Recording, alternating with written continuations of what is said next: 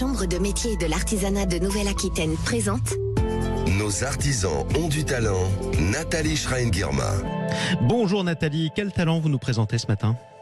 Bonjour Jean-Marie, ce matin je vais vous faire découvrir un artisan d'art créatif et passionné qui rend hommage à la nature avec ses créations. Il s'appelle Jean-Louis Puivif, il aime travailler la porcelaine, il nous explique pourquoi. Il y a une telle de diversité, variété de formes, de textures, tout dans la nature que c'est sans fin. Je veux dire, j'ai de quoi travailler plusieurs vies sur ça. Son matériau de prédilection, c'est la porcelaine vivante, un terme peu commun, écoutez-le. La porcelaine est un matériau qui bouge, qui va se déformer, qui va prendre des fois des libertés. Et là, en définitive, c'est pour ça que j'ai dit que c'était une porcelaine vivante, parce qu'elle bouge, parce qu'elle ce qu'on fabrique au départ, on n'a pas forcément la même forme en sortie de cuisson. Comme vous le savez, Jean-Marie, il y a beaucoup de changements de vie dans le secteur de l'artisanat. Et Jean-Louis, lui, était dans un tout autre domaine avant de devenir artisan d'art. J'ai une formation de mécanicien auto au départ.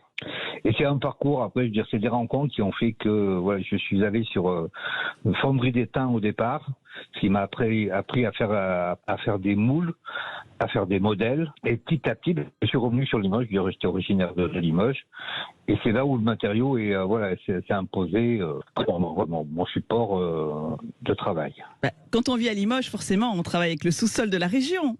Oui, complètement. C'est ce qui fait que Limoges est mondialement connu. Grâce à la porcelaine. Il est devenu ensuite maître artisan d'art dans son domaine et il en est bien évidemment très fier. Je suis autodidacte sur toute la ligne.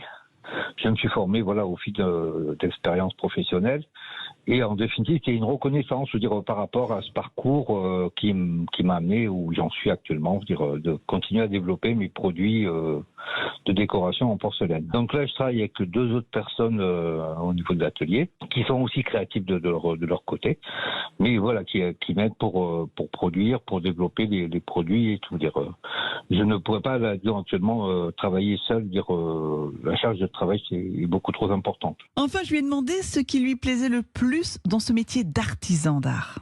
Le secteur de la céramique est un secteur qui est très vaste, où il y a une multitude de pistes possibles et on peut toujours expérimenter, essayer, et on découvre toujours des choses. Et c'est ça qui est intéressant. Voilà pour ce portrait d'artisan, Jean-Marie, et j'espère que je vous ai donné envie d'aller découvrir ses créations. Belle journée à tous. Et oui, merci beaucoup Nathalie, mais attention, touchez pas trop, parce que c'est fragile. Je rappelle qu'on vous retrouve demain à 16h30 pour C'est ça la France sur Sud Radio, comme tous les dimanches. Nos artisans ont du talent. Nathalie Schrein-Guirma. avec la Chambre de métier et de l'artisanat de Nouvelle-Aquitaine.